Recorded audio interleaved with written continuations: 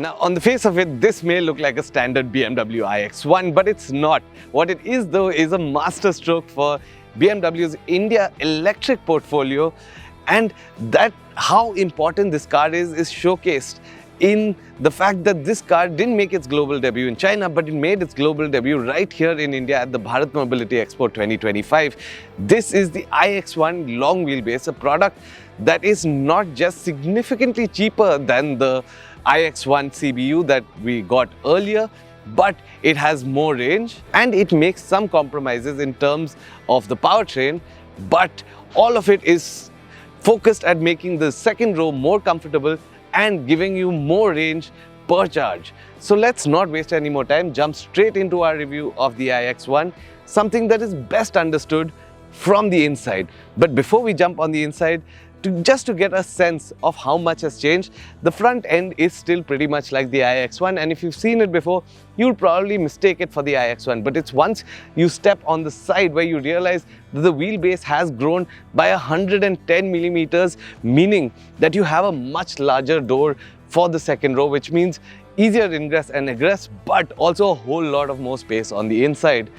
The rest though is pretty much like the iX1, and that means a whole lot of money saved in R&D.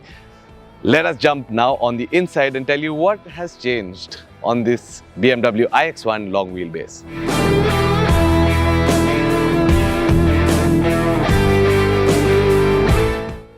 Now 108 millimeters may not sound like a lot, but this is the visual representation of 108 millimeters of extra wheelbase on the inside.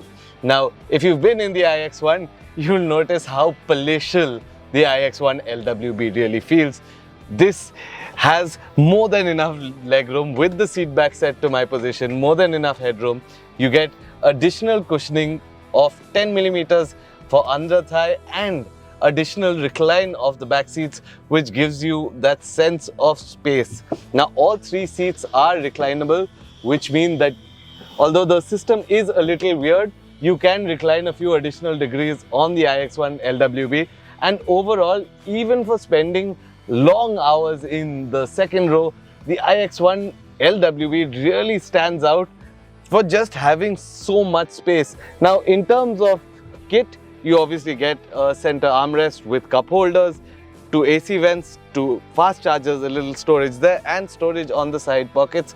But overall, it's the space that will set the iX1 LWB apart. And of course, this large panoramic moon roof that does not open, of course, does add to that sense of space, which gives you a really roomy interior for 50 lakh rupees, which is really exceptional.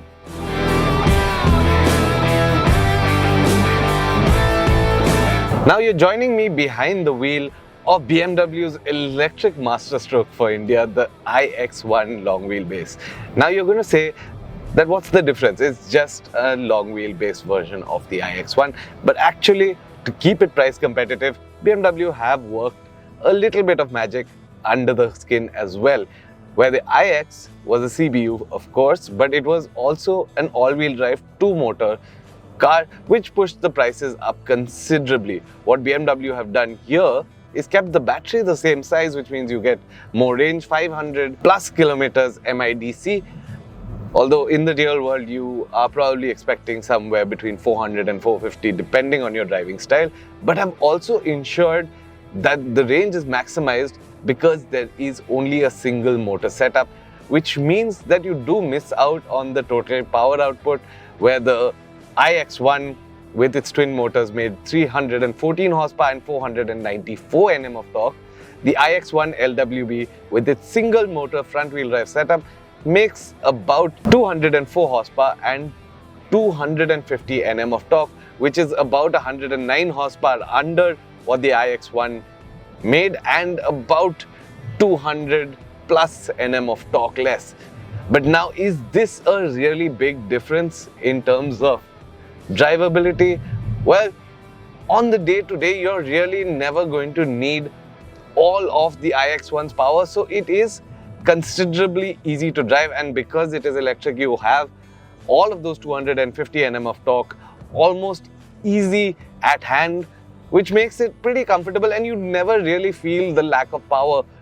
Of course, 0 to 100 times have come down considerably from 5 seconds something on the iX to 8.6 seconds on the iX1 long wheelbase, which is considerable, but again, it's not something that a buyer of an iX1 is really looking for. So it doesn't really feel like that much of a compromise. One of the things that is missing though are the paddle shifters, which you could use to control regenerative braking or even to activate the iBoost function, which is missing entirely on the iX1 LWB.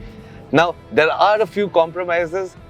It does feel a little longer in the driving dynamics as well, so it does feel a little slower to go around a corner. It's not as sharp because again, you're missing out on that rear wheel power. But that said, considering the iX1 customer and what you stand to gain and how much of a price difference this car is from the original iX, I think it's a worthy compromise.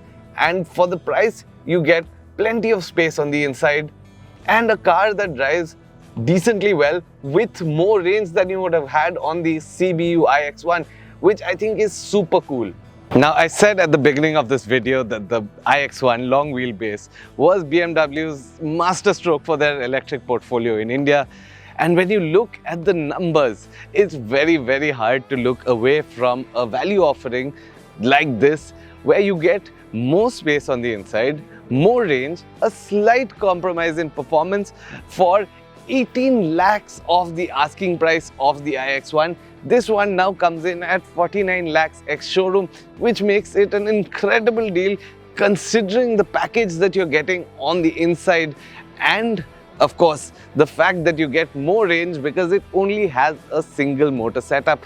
I think the iX1 will do really well. Let us know in the comments what you think, and of course, if you like this video, don't forget to smash that like button, and if you haven't yet subscribed to the Auto Today channel, please do that now because it means so much to us and for our channel's growth. That's it from me. This is Didi signing off.